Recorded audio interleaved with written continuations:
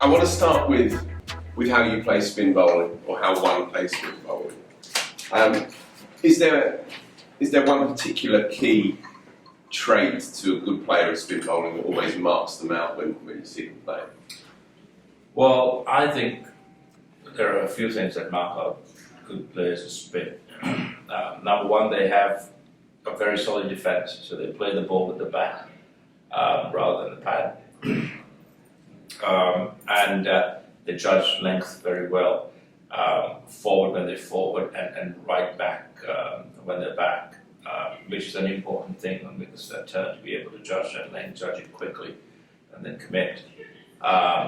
Most of them sweep very well, which I think is a very important shot against spin. And now with the reverse sweep, it's even better if you can have those. During the olden days, there was not much of the reverse sweep. And you'll find even great players who spin in the past, like Arjuna was one of the best players that I've seen. Salim Malik from Pakistan. Yeah. And of course Sachin from India, Rahul Dravid, Lakshman.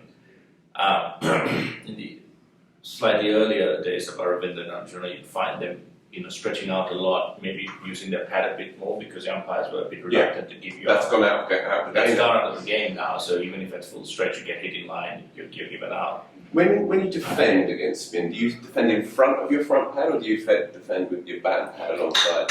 Well, I think it again depends on the amount of turn. But you will find that a lot of the players will have their bat slightly in front of their pad when they are playing it, so they don't have the opportunity of the ball hitting their pad. Only if the wicket's ragging and they're bowling a wide line out of off stump will you have your bat and pad maybe slightly together, whereas which negates the LBW if the ball does turn and hits you on the pad. When we were growing up in England, we were told bat pad together. Yeah, it is. Now the game is evolved. Games evolved. Also, a lot of them have a slightly wider stance when they do play spin rather than when they play pace. So they spread themselves. The center of gravity is slightly lower, the head slightly lower, so they can judge the flight and the depth, and therefore make it easy for them to judge that length. Some great players of spin use their feet a lot. Some very good players of spin don't use their feet much. If you take Lakshman, a lot of the time he plays from the crease.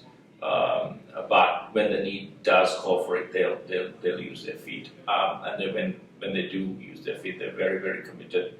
They don't worry about being stumped because that's the risk they take. They back themselves to be able to get to the pitch of the ball. The other thing is they rotate strike very well with their wrists. They're very wristy. They're able to maneuver the ball into gaps, so they're not on strike for long periods of time. You'll find them maneuvering the ball with the turn to the leg side. And also sometimes the best players of spin are able to hit against the spin very well, in the sense of if there's an off spinner turning it sharply into a right hander, when it's over pitch, you still find them hitting that extra cover gap that's left open for them. But with a lot of conviction and a lot of commitment, that then puts it out in the bowler's mind. So being able to use the gaps in the field to be able to maneuver that spin and also the field into areas that then open up. There's areas of the field that you can score in. All of these are very, very important traits, but they all start with a fearless defense where you trust yourself when you're in doubt that you can play a backfoot or a forward defense with absolute authority. And there is, I think, no more demoralizing side to a spinner, a good spinner, when he's turning the ball, when you can actually defend really well. So that which is a statement of intent in itself.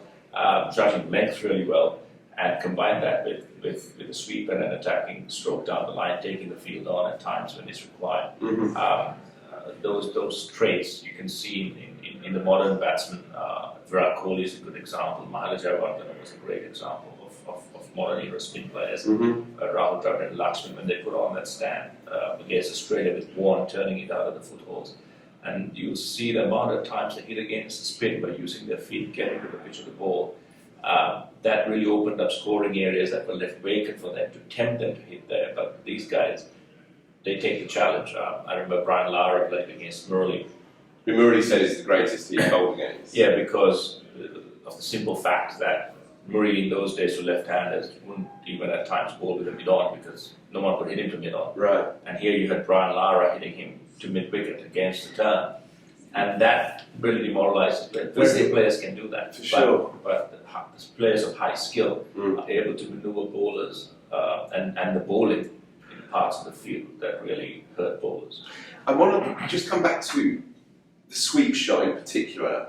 Do you premeditate? And secondly, do you play it generally on length or on line or a bit of both? Well, I think I've seen Yunis Khan play the sweep a lot in the subcontinent. And he plays it naturally, right? I think you can see the immediate change in stance and the length going forward just before the bowler delivers the ball, so it's almost premeditated. Okay. But the key is once you commit to the sweep, it doesn't matter what the length is, you have to sweep it. Full toss, over pitched, slightly shorter.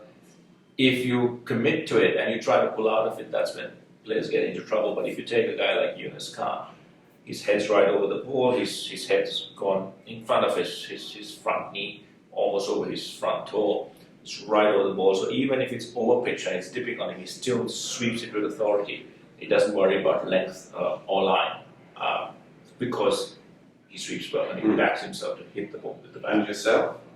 I'm terrible at sweeping, but I usually sweep leg spinners and left arm spinners. Anything outside the off stump, I will either slog sweep them or sweep them flat and hard.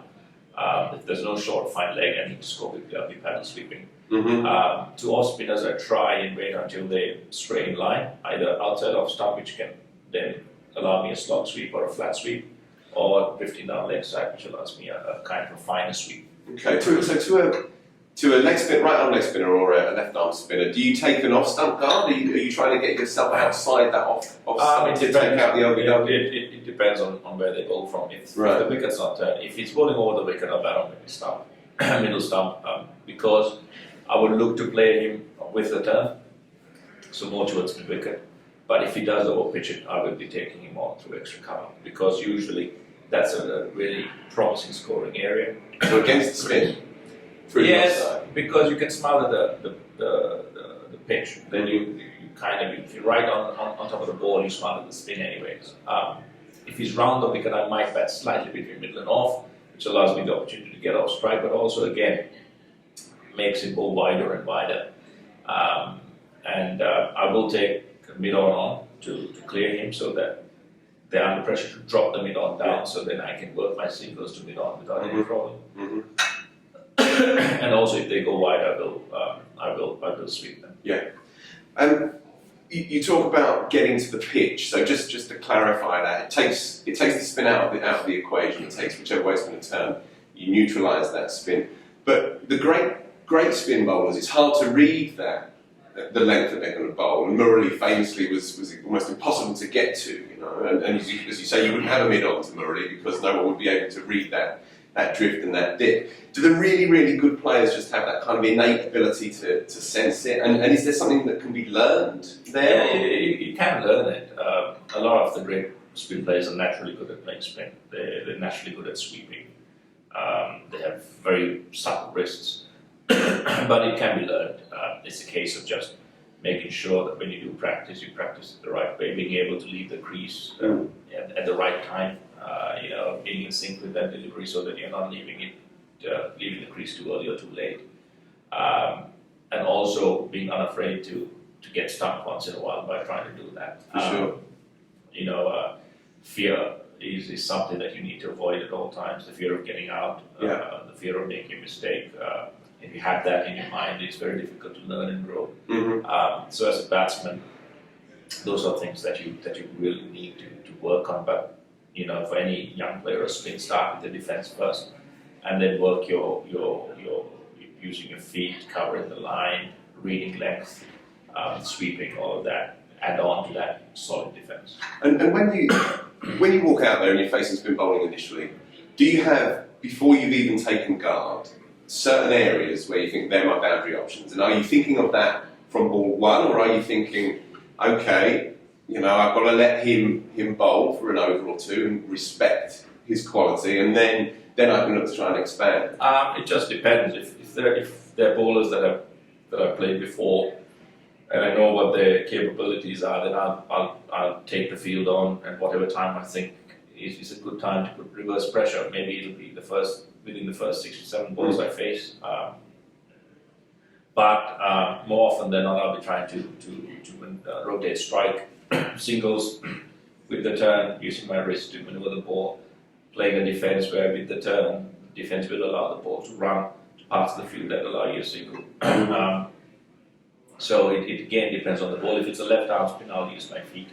If it's a leg spin, I'll use my feet. If it's an off spin, I'll wait to see how the wicket's playing, whether it's this turn or no turn, before I settle in. Okay. I remember facing Ajmal because he has that pause at delivery, and he's able to then look at the batsman to see what he's doing and then change delivery accordingly. I would very rarely leave my crease, but because I trusted my defense against Ajmal, there's a lot of times that I would cut and drive in, because after about 4 or 5 balls, any bowler will try something slightly different, and that allows you scoring opportunities. So yeah, it's best not to premeditate, but immediately upon seeing a bowler, you know, unconsciously almost, that where your boundary options are. You obviously face Murali 1,000 times, a million times in the nets, but not so much in a competitive game, and so we naturally move to war. How did you personally get along with him on the pitch? What was it like, not just physically, practically, technically, but also mentally to face somebody like that? I think it was really challenging and very enjoyable. Did he couple of battles? Did he wind No, not hugely. Okay. There are a couple of times where I've been on top. There are a few times that he's got me out. But the thing with Warney is he does play a lot of mind games. He would talk loudly about the fields that he's setting and what he thinks your weaknesses are and what he thinks you can't do against his bowling. It's almost like setting down a challenge to your ego. Yeah. And trying to get you thinking about everything other than what he's really trying to do to you. Or sometimes he just wants you to know exactly what he's trying to do to you.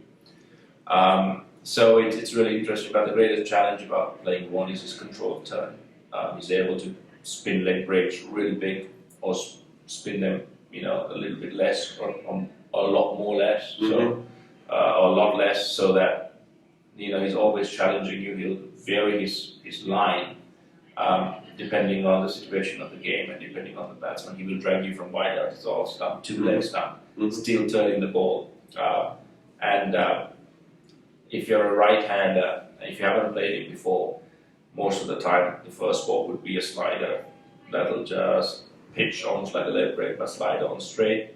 If you have played him before and you play him well, your first ball or first 2 to 3 balls will be ripping leg breaks that turn massively, so that he drags you across as a right-hander to cover that line, and after that you will find the one that pitches middle and goes straight on. So it's very good. I mean, he never used his googly to great effect because he was not great at bowling it, but to take him on some amount of wickets that he did with bowling leg spin, his control, his flight, his turn, and his field setting and his intelligence on the pitch was outstanding.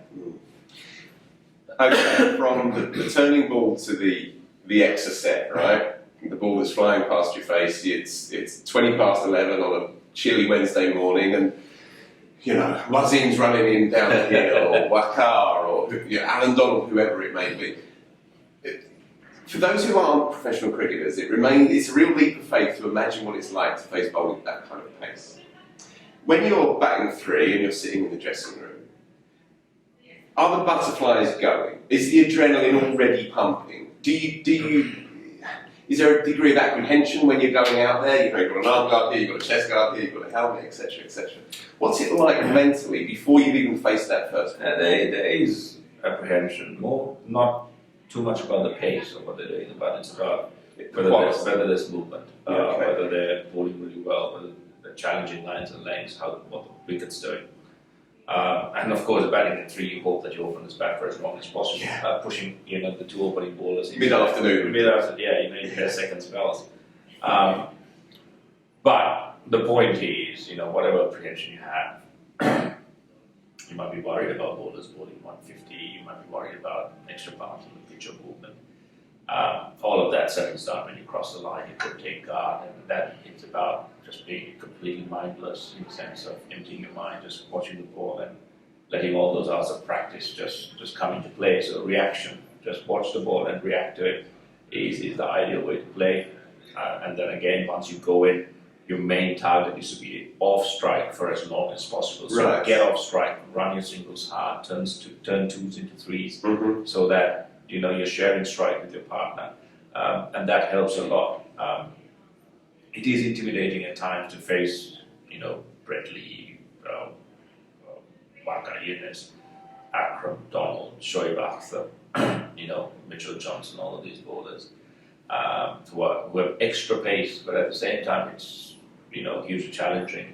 Let's say you come to England and you face with Jimmy Anderson, not as much when it comes to pace, but skill. Mm-hmm. You play Sri Lanka, and then you're not really worried about bowlers bowling 150 because you know that they can't sustain that pace for long, and the wickets do not allow them to really intimidate and dominate batsmen.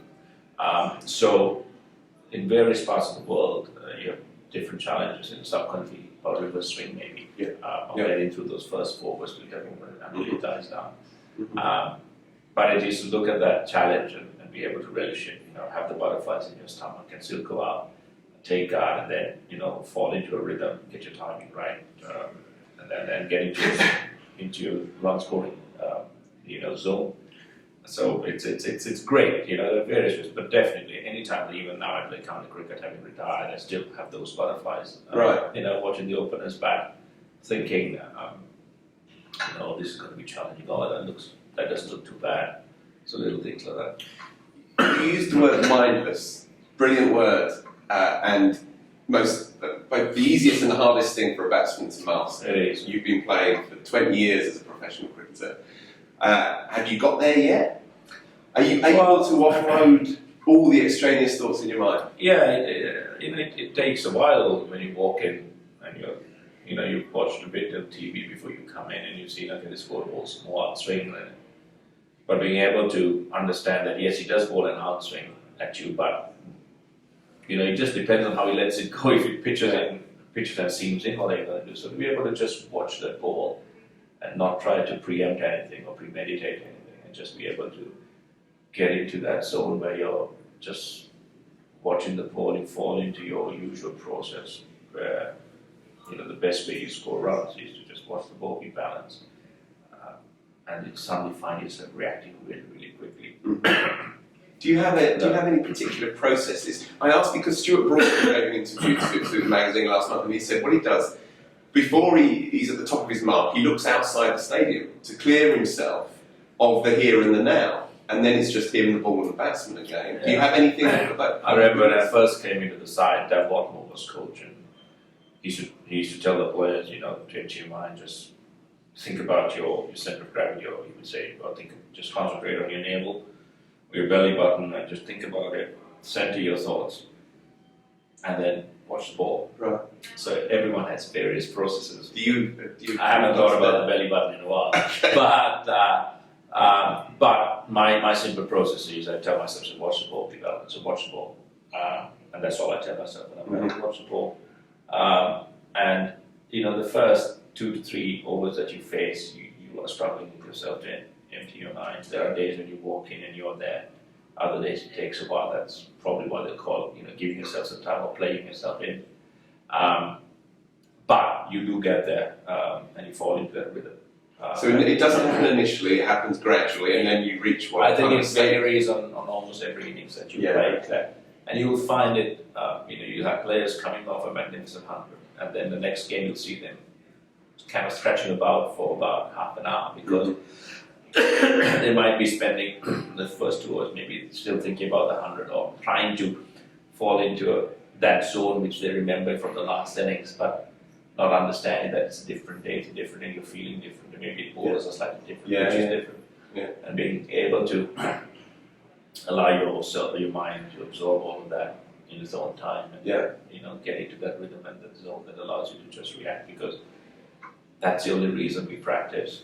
There's nothing else other than to be able to to get into that zone. Because once you train your body to play defensive drive, you cut and pull, let your body just take over. So the muscle memory kicks in Without slowing it down by Yeah. thinking. Yeah. And that's where you're at your best as a batsman.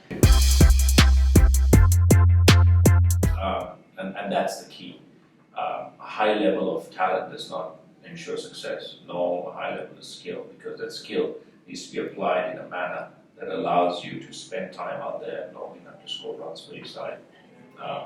And that's the real key, to be able to convert the talent, the potential, whatever you want to call it, into actual measurable runs on the field as a batsman. Everyone does it differently.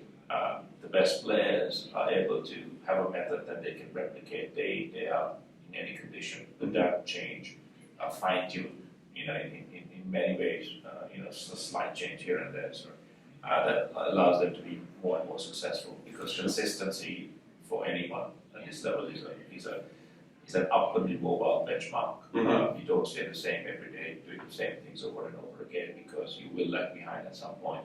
So even if you are successful today, you need to be adding something every day. It might not be technical, it might be, sort of different, skill to maybe your personality, maybe your temperament, maybe anything that helps, but consistency is moving upwards and forwards, and you need to stay with it. So I think that's the key. The best players are able to do that continuously. Fabulous. Kumar, thanks as ever. Thank you. Much appreciated.